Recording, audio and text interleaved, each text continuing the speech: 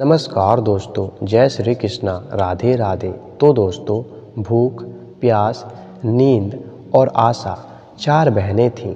एक बार उन चारों में श्रेष्ठता की लड़ाई हो गई। हर कोई अपने आप को बड़ा बता रही थी। भूख ने कहा, मैं बड़ी हूँ। प्यास ने कहा कि मैं बड़ी हूँ। नींद अपने आप को बड़ा बता रही थी और आशा अपने आप को सबसे बड़ा बता रही थी।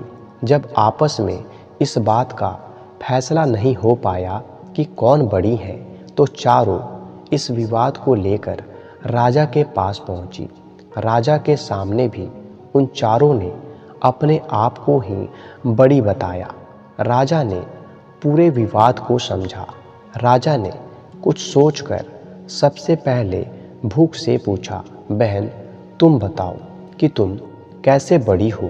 भूख ने कहा कि मैं इसलिए बड़ी हूँ क्योंकि मेरे कारण ही घर में चूल्हे जलते हैं, अच्छे अच्छे पकवान बनते हैं और जब वे पकवान थाली में सजा कर देती हैं तब मैं खाती हूँ, इसलिए मैं बड़ी हूँ। ये सुनकर राजा ने अपने सैनिकों को आदेश दिया कि जाओ, राज्य के प्रत्येक भाग में ये घोषणा कर दो कि आज से कोई अपने घर में चूल्हे ना जलाए, पकवान ना बनाए, थाल ना सजाए। तब देखते हैं कि जब भूख को भूख लगेगी तो वो क्या करेगी। सारा दिन बीत गया, सारी रात बीत गई। सुबह हुई तो भूख को भूख सताने लगी। वो चारों ओर भोजन को तलाश करने लगी, लेकिन भूख को खाने को कहीं कुछ नहीं मिला। तब वो लाचार होकर घर में पड़े रोटी के बासी टुकड़े खाने लगी। प्यास ये सब देख रही थी। वो दौड़ी दौड़ी राजा के पास गई और बोली कि हे राजन, भूख हार गई है। वो घर में पड़े रोटी के बासी टुकड़े खा रही है। फिर प्यास बोली, देखिए, मैं सबसे बड़ी हूँ। अब राजा ने प्यास से पूछा कि ठीक है, अब तुम बताओ कि तुम कैसे बड़ी हो।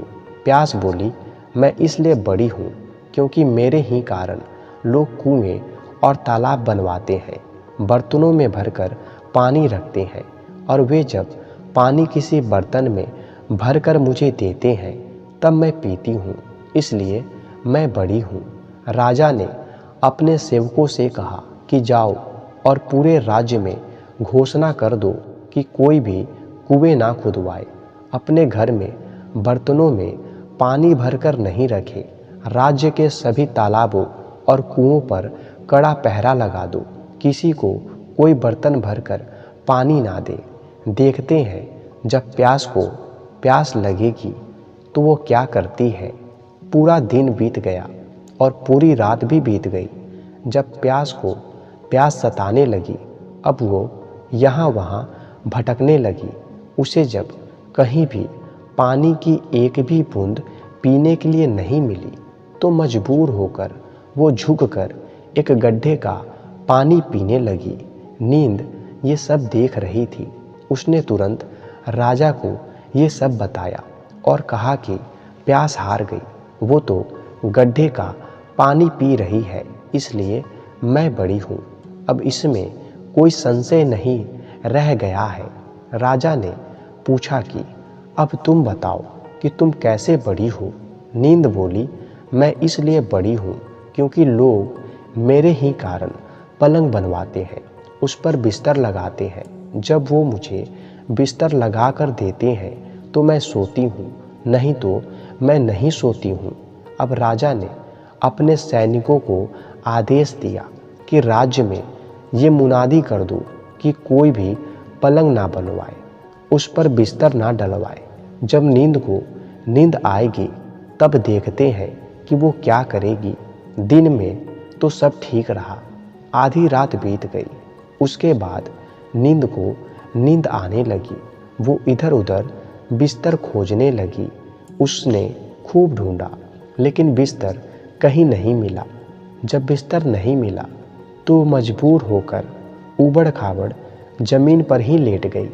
आशा ये सब देख रही थी। वो तुरंत राजा के पास पहुंच गई और बोली कि नींद भी हार गई। नरम बिस्तर की बात कहने वाली नींद उबड़ खाबड़ जमीन पर ही सो गई है।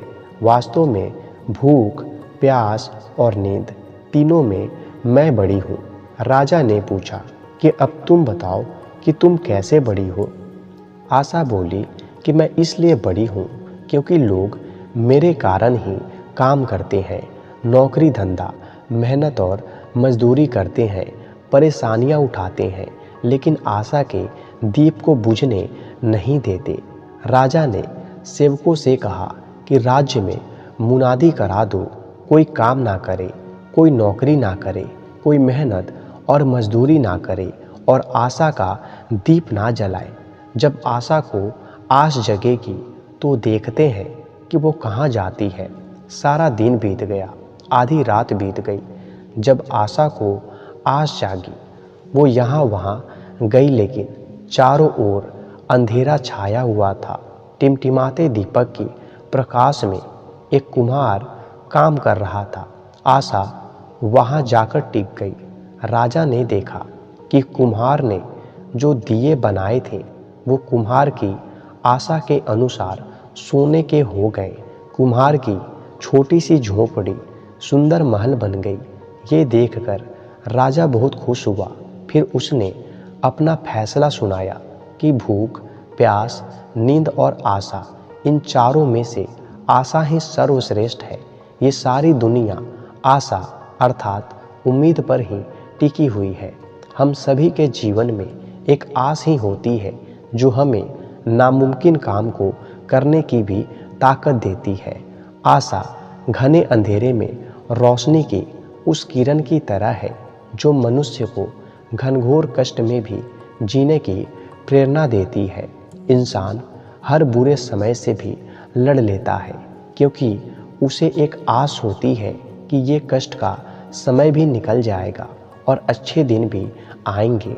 यदि इंसान के जीवन में आशा ही ना हो तो वो एक मरे हुए इंसान के समान हो जाएगा।